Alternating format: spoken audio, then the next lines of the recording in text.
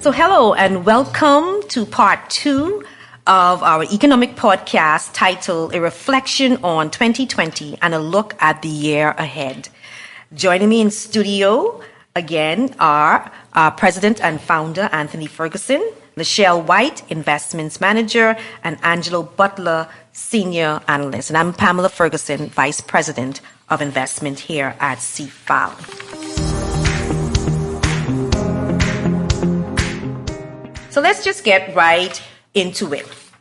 The acting financial secretary said last month that he foresees no challenges over the government's meeting almost $1.5 billion in debt principal repayment coming due within the next 12 months.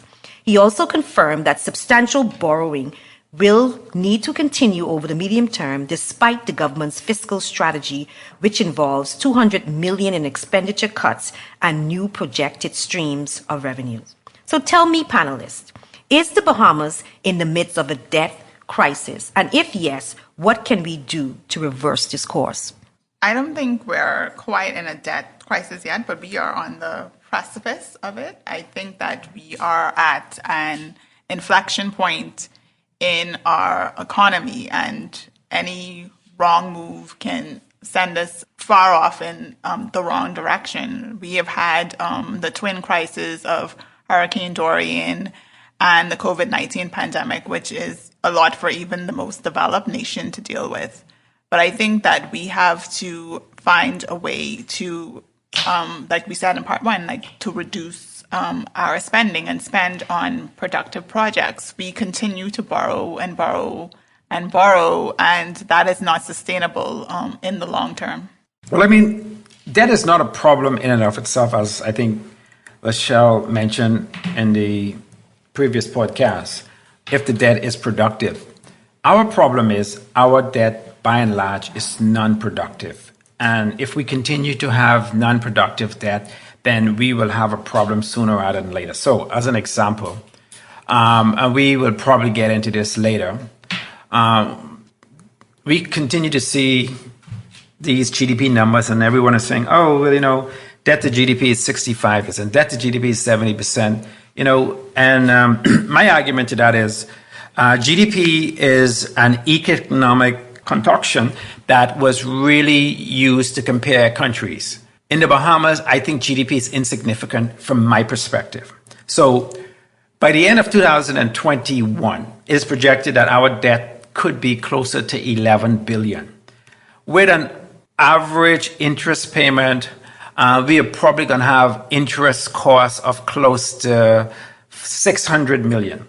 Our total revenues is about 2.3, 2.4 billion. I'm not sure what the projection is for this year, but I think it will be not more than that. And so our interest payment alone is going to be in the order of 30% of our total revenue. The implication here is that we need to address it, even though it's not at hand, but it has implications for providing education, for providing healthcare, for providing defense. And so I think, we are closer to a debt crisis than we believe and think, unless the government has the capacity to grow the economy by between 3 to 5% over the next 5 years. And I think that's important to focus on. In the past few years, the debt, the GDP figure has been revised several times. And so it's been revised upwards now to somewhere around 13 billion or so, whereas in prior to this revision it was about 10 billion or so. But like Mr. Ferguson said, at the end of the day, that means nothing. I think your capacity to service your debt is important. If what's more important is how much of every dollar that you receive goes towards debt. And if we're at 25-30%, that's money that's being sucked away from education, healthcare, defense. And so at this rate it's just going to continue to go up unless you increase taxes, which is also a difficult decision. And so I think we should focus on the government's coverage ratios. How easily are they covering the interest and principal repayments, whether they'll continue to have this level of comfort, whether it's deteriorating or not, and focus on that more so than the GDP, which, is more so easily manipulated. So how do we reverse this course? So we're saying that we may not be there, but we are headed there. And we've been saying this for a long time. How do we reverse this course of the debt or nearing the debt crisis? I think that, as you mentioned, how we revise the GDP numbers, I think that there's sort of maybe a denial of where our actual position is. So we don't know where we stand right now. And I think that we always say they're kicking the can down the road, like they're not paying attention to these issues that are at the forefront. But I think sometimes they just lock it away and they don't look at it in the hopes that it goes away. But I think that we need to be honest with ourselves. We need to start, there's no reason why we should just be getting GDP numbers, and you have to go, it's so hard to find a GDP number, you have to go digging for it. Why can't we have it quarterly reports on unemployment just to see where we are at and what we need to be doing to get where we want to be? And there are no metrics for success. Like Mr. Ferguson said, they always tout the debt to GDP numbers, but you're not looking at the cost of living for your citizens. You're not looking at how much money they're making if they're going from lower class to middle class. So I think that we ignore all of the issues around us, hoping that it will go away. And the only way we can move forward if we're truthful with ourselves about the position that we're in now.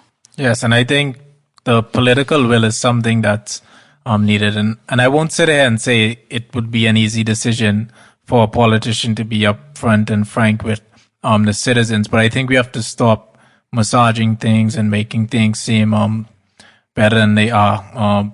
Unfortunately, it's, the situation we're faced with. And I think we need to come out front and say to persons, this is it. It's going to be a challenging time, but let's all work together. Let's try to become more efficient. Let's try to reduce waste.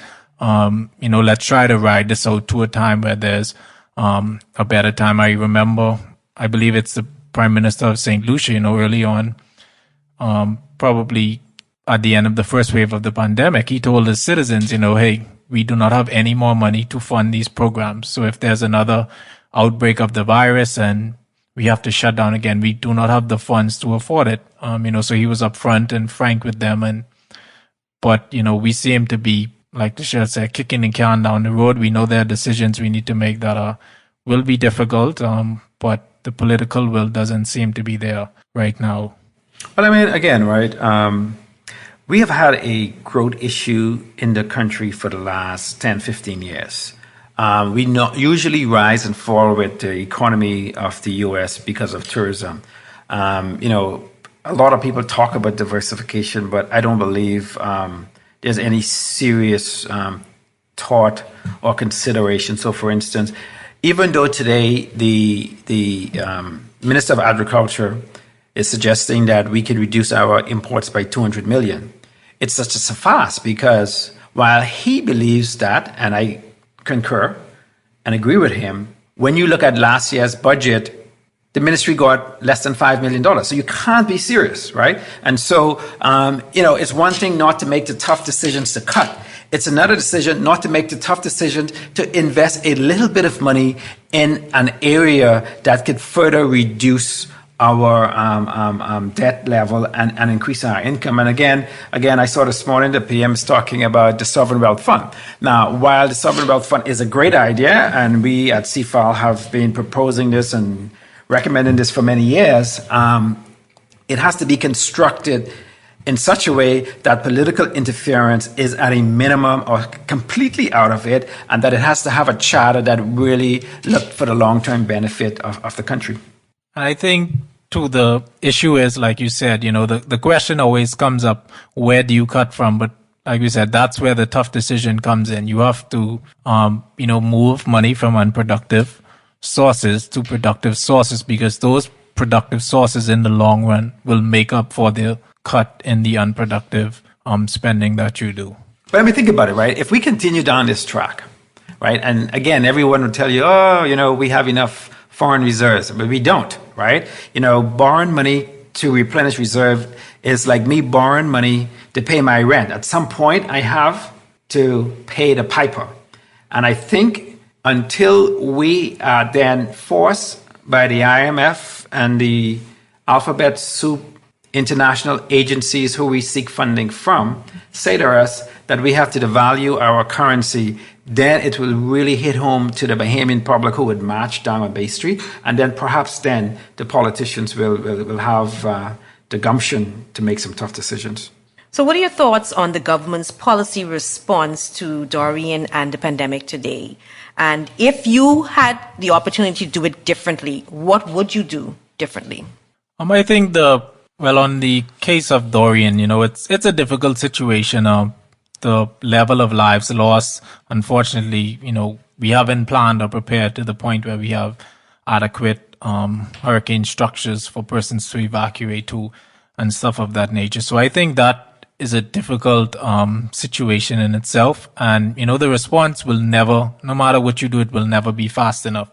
Even looking at crises such as this in other regions of the world, it just seems that the government is not capable of getting what the people want or feel they deserve in a reasonable time. And so I think that's just a challenging situation. As it relates to the pandemic, I think, a lot of the decisions were kind of made for them. They had to step in and provide the unemployment, extension of, by them extending the emergency orders, they almost tied their hands in the sense of having to provide longer unemployment as they allow workers to remain furloughed for a longer period. And so I think in hindsight, of course, you can easily look back and say, oh, we should have done this, we should have done this. But, I can't think of a lot of things I would have necessarily done different. Of course, there are one or two things you can pick at, but I think a lot of the decisions to the pandemic were kind of made for them. Well, I would say the one thing I would say is, again, we see this repeatedly from administration to administration, is that we are too myopic when we have national disasters and we only call upon the people who support our administration to be in charge or manage the problem. We don't have a bipartisan committee or group that oversees, and we don't try to inject the best and the brightest in terms of using the skill sets that are available to help manage the process. And as Angelo said, look, we're in a tough place. And, a situation like Dorian, I don't think any government response for the persons who are hurting is going to be adequate and enough. However, by now, one should have been able to see, concrete rebuilding efforts with a plan. Again, perhaps it's going on. I'm not aware of it. But again, we have an opportunity to rethink, what it is we want in Abaco and Grand Bahama for that matter.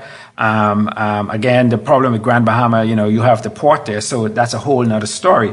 But, the fact of the matter is, sometimes you cannot put a Band-Aid over a serious wound, and I think we need to stop doing that.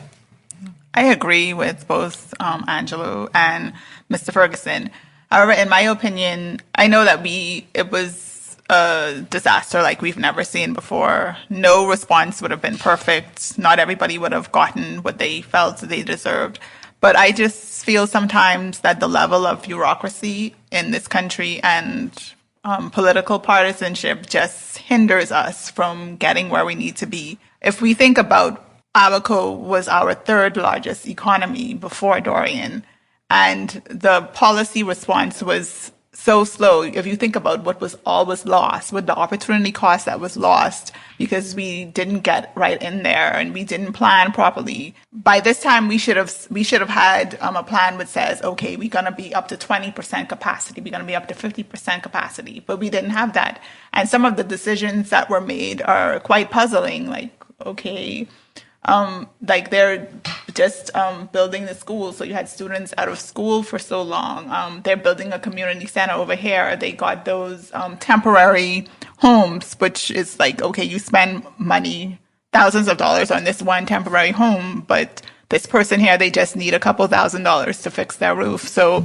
it was, I guess they were probably blindsided by it, but I think that for a country that is in a hurricane zone and is susceptible to hurricanes, we could have had a better policy response. And even after the hurricane, there's no new policies that I know of that were put in place to say, okay, if this happens again, we will do 1, 2, 3. This is how we will move forward. So I hope that, I know the pandemic slowed down everything basically, but I hope that we can get Abaco and Grand Bahama to be up and running and to continue to contribute to the GDP of the Bahamas, because right now Nassau is just one small island, and if we get, God forbid, if we get hit by a natural disaster, what are we going to do? Yeah, no, I agree. On the social aspect, I feel that the government did the best that they could have possibly done, but a lot of this has to do with advanced planning. We are in a hurricane belt zone, and so what plans have been put in place prior to, what plans have been put in place after this disaster to help us along the way should something like this or something close to this happen again, and what plans have been put in place for the development or the rezoning of Abaco as we move forward. And I think that's where our challenges lie. We don't have a plan for the way forward, and so we get these negative results. So where does education fit in the recovery plan? Or does education even have a place in our recovery? I think it has a huge place in our recovery. I've read comments by local business persons who talk about we don't have a well enough educated populace to deal with the productivity that we need to grow this economy. Education it's huge. Health, education, national securities, those are basically the 3 pillars of any successful economy. And I think that we just have to, I don't know, maybe throw out the rule book and just go and start something new and see what works, because right now what we have isn't working. Despite comments otherwise, I think that the recent national exam results were terrible. I mean, I know they were done in the middle of the pandemic, but year after year we get these bad results. What are we doing wrong? I think that we have to reevaluate our system. We spend a lot of money on education year after year, and we don't see the results, I don't think. Well, I mean, they say education is the great equalizer. And I think I could say categorically, I'm a product of that. And so education, as you said, is extremely important in the advancements of any society. I think the way the educational system is set up, again, I'm not an educator, so I'm going to probably get in trouble, but I don't think we encourage creative thinking. I think like the societies like Switzerland and Germany, where they have these tracks for vocational training, I think we need to introduce that at a lower level in the school system. So you have an academic track and you have a vocational track, and that will encourage young men in particular to get into the plumbing, electrical work, etc. You teach them the business skills. So services in terms of offering mandatory services, those are things that we need. We just need to change the educational system, the way it's constructed. If you look at the money that is spent on education by the government, when you compare it to what kids pay in private school, there's not much difference. The challenge is the government spends too much of its education budget on administrative costs, which should, does not allow the monies to actually reach the students in terms of getting a good education, whether that's by having teachers aid in these 30, 40, 50 classroom size, whether it's providing incentives to schools that has or meet or exceed certain academic thresholds. So I think education is extremely important to the way forward for the Bahamas. And I would agree with that. I think the initiative to improve the adoption rate of early education by the government was a good decision, and also the initiative to fully fund, or some persons say it was already existing, but free tuition at the University of the Bahamas, as well as BTVI. And like Ms. Ferguson said, I think education is, one of the, in my views, ways to provide some level of equality. I think if you give everyone access to a fair education, I think you have just overall a better society. I think, educated persons make better decisions. And, for some people will say college isn't for everyone, and I agree. But being educated on the whole, I think makes a better society. You have better decision making. And I think too, all of this at the end of the day comes back to less reliance and dependence on the government. I'll share an interesting story. I had, when I was about maybe 10 years ago or so, I interviewed for a job, and one of the questions randomly asked, if you had to fix crime, what would be, the primary focus of your policy? And I said education. I said, I think educated persons, for example, commit less crimes. I think if you go to any, prison or jailhouse and do a survey, I think you would find a very low percentage of, college educated candidates. And so I've always been a big proponent of, and, that was 10 years ago I said that, and I still believe that today. I think education like you said, it's the equalizer. It will put everyone, of course, the playing field may never be even, but it gives you the best chance as a young person, I think. Yeah, we sure do spend a lot of monies in education. It's over 350 million or so, one of the top, in the top three in terms of expenditure allocation, representing about 2.5% of GDP. So we really have to find a way to utilize the money spent on education. The Prime Minister stated just yesterday that the government will fast track the implementation of a sovereign wealth fund. What are your thoughts on this? Well, this, of course, as we get into election season, will be a buzzword. And of course, there's a group that's been pushing for a greater benefit for Bahamians as it relates to natural resources. And I think anyone can kind of, get behind that cause. I think we have to, not play on the emotions of a sovereign wealth fund, be factual. The idea that, overnight we'll all just become millionaires, I think does a disservice. Put the 100,000 a year income or check, it's out the window. It's not going to happen. Yes, so let's get rid of that right now. That's Roma, that nasty Roma. I think it's a disservice to people, especially during a time of desperation and hope. It's a really challenging time, and so persons will gravitate to those things. But let's have a mature discussion on the natural resources. Be realistic about what level of royalties can flow into a sovereign wealth fund, because just having assets in there with no inflow, it's almost just a holding company. You look at the sovereign wealth funds around the world, the major ones that people play on, most of them have a significant contribution of oil royalties going into those. And so, will that be how ours will be done, or will it just be a holding company for assets? But for me, I think, again, we here at CFAL have been talking about this for many years, so it's not new. We're happy to see that at least it's being highlighted. We believe a well-constructed wealth fund, at a minimum, could channel decision-making that are in the best interest of the Bahamian, while contributing to reducing our debt and ensuring that the kids of tomorrow have something that they can look back and receive. Our final question. Use your crystal ball, if you may, and tell us what opportunities exist for the Bahamas, if any, on the other side of this pandemic.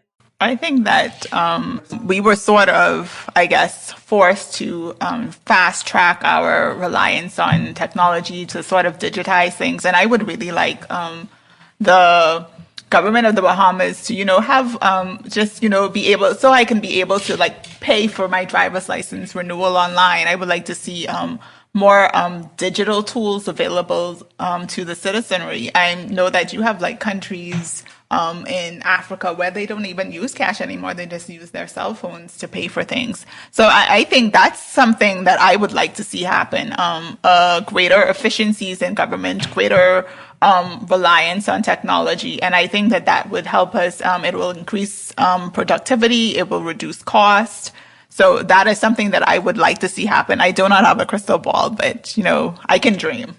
Well, I will borrow Mr. Ferguson's crystal ball. But I don't have one. I think, we have to be real and accept the situation that we're in. And we have to also be real and note that the future depends on us. For many of us, we believe that somehow all of us are just going to go to America if, things go belly up. The reality is, the Bahamas is going to be here.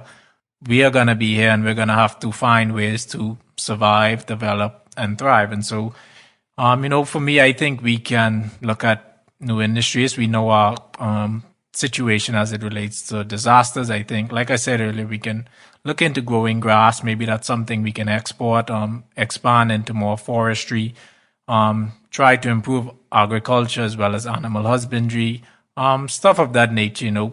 Let's use those things, focus on those, and everything else we should be able to manage. Well, I mean, I guess again, let me just be upfront. I don't have a crystal ball. However, I would like to say this. When you run a business, you have to plan. You have to have a vision for the business. You have to hire the right talent for it, and then you have to execute. And sometimes your plan may not go as you envision, and you have to make changes. We just need to decide what Bahamas 2030, 2050 will look like. And based on what we expect Bahamas 2030, 2050 to look like, we should then prioritize what we need to achieve those objectives. And I would submit to you that one of those priorities will be education. One of those priorities will be self-reliance, i.e. agriculture, fisheries, husbandry, those type of things that we could control to a large degree. I think, what people are not projecting for, and I don't think planning for, is that I think after this pandemic, the whole ecosystem of the chain of overnight delivery, etc., will change. And so you're going to have U.S. not relying as much on China and Asian countries to manufacture their stuff, and vice versa. And so we need to use this period of reflection and try to come out of this with a long-term plan. And if you could say to persons, look, it's going to take us 5 years or 7 years to get here, but this is the road that we're going to travel on, I think you can get buy-in from the population.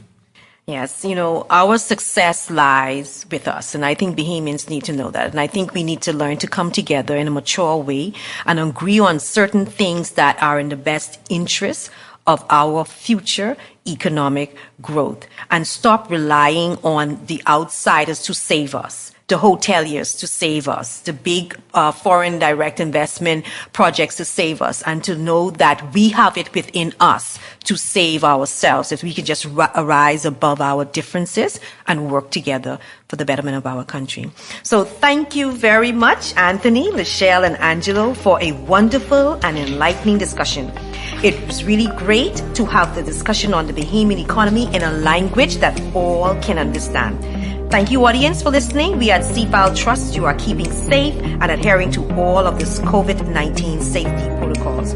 Please do subscribe to the CFAL Talks podcast on Google or Apple for more thought-provoking and educational discussions on the Bahamian economy. We encourage you also to visit our website at www.cfal.com and let us know what you want us to discuss next. Thank you and be blessed.